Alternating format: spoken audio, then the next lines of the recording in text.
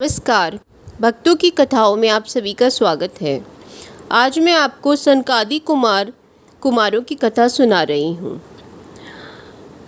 अनेक जन्मों के किए हुए पुण्यों से जब जीव के सौभाग्य का उदय होता है, तब वह सत्पुरुष का संग प्राप्त करता है। तब अज्ञान के मुख्य कारण रूप मोह और मद के अंधकार का नाश करके उसके चित्त में विवेक के प्रकाश का उदय होता है। सृष्टि के प्रारंभ में ब्रह्मा जी ने जैसे ही रचना प्रारंभ करना चाहा, उनके संकल्प करते ही उनसे 4 कुमार उत्पन्न हुए, सनक, सनंदन, सनातन और सनत कुमार। ब्रह्मा जी ने सहस्त्र दिव्य वर्षों तक तप करके हृदय में भगवान शेषशायी का दर्शन पाया था। भगवान ने ब्रह्मा जी को भागवत का मूल ज्ञान दिया था। इसके पश्चात ही ब्रह्मा जी मानसिक सृष्टि में लगे थे। ब्रह्मा जी का चित्त अत्यंत पवित्र और भगवान में लगा हुआ था।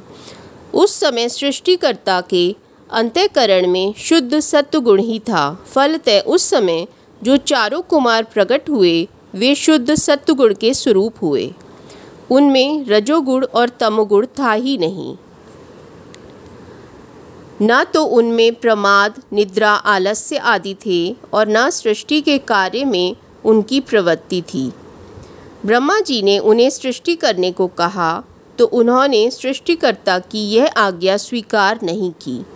विश्व में ज्ञान की परंपरा को बनाए रखने के लिए स्वयं भगवान ने ही इन 4 कुमारों के रूप में अवतार धारण किया था।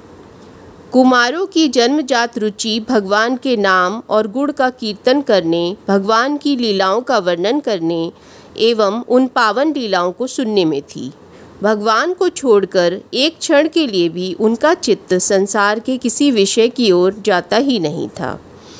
ऐसे सहज स्वभाव सिद्ध विरक्त भला कैसे सृष्टि कार्य में कब लग सकते थे।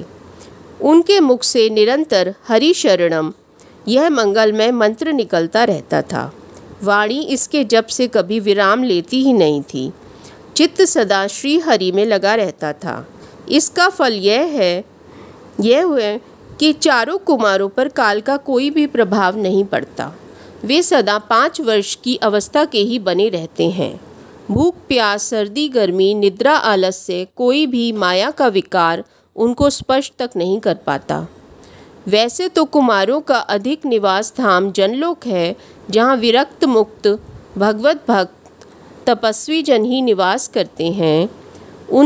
उस लोक में सभी नित्य मुक्त हैं, परंतु वहाँ सबके सब भगवान के दिव्य गुण और मंगलमय चरित सुनने के लिए सदा उत्कंठित रहते हैं।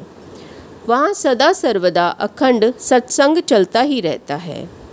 किसी को भी वक्ता बनाकर वहाँ के शेष लोग बड़ी श्रद्धा से उसकी सेवा करके नम्रतापूर्वक उससे भगवान का दिव्य चरित सुनते ही रहते हैं। परंतु सनकादि कुमारों का जीवन ही सत्संग है। वे तो सत्संग के बिना एक क्षण भी नहीं रह सकते। मुख से भगवान नाम का जप, हृदय से भगवान का ध्यान, बुद्धि में व्यापक भगवत तत्व की स्थिति और श्रवणों में भगवत गुणानुवाद, बस यही उनकी सर्वदा दिनचर्या है। 4 कुमारों की गति सभी लोकों में अबाध है। वे नित्य 5 वर्षीय दिगंबर कुमार इच्छानुसार विचरण करते रहते हैं। पाताल में भगवान शेष के समीप और कैलाश पर भगवान शंकर के समीप वे बहुत अधिक रहते हैं। भगवान शेष और शंकर जी के मुख से भगवान के गुण और चरित सुनते रहने में उनकी कभी तृप्ति ही नहीं होती। जनलोक में अपने से ही किसी को वक्ता बनाकर वे श्रवण करते हैं। कभी कभी किसी परम अधिकारी भगवत भक्त पर कृपा करने के लिए वे पृथ्वी पर भी पधारते हैं। महाराज पृथु को उन्होंने तत्व ज्ञान का उपदेश दिया।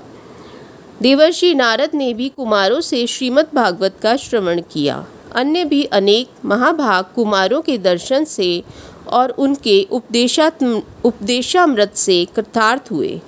भगवान विष्णु के द्वार रक्षक जय विजय कुमारों का अपमान करने के कारण वैकुंठ से भी च्युत हुए और 3 जन्मों तक उन्हें आसुरी योनि मिलती रही।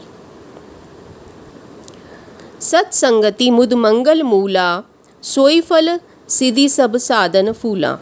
सनकादि चारों कुमार भक्ति मार्ग के मुख्याचार्य हैं। सत्संग के वे मुख्य आराधक हैं।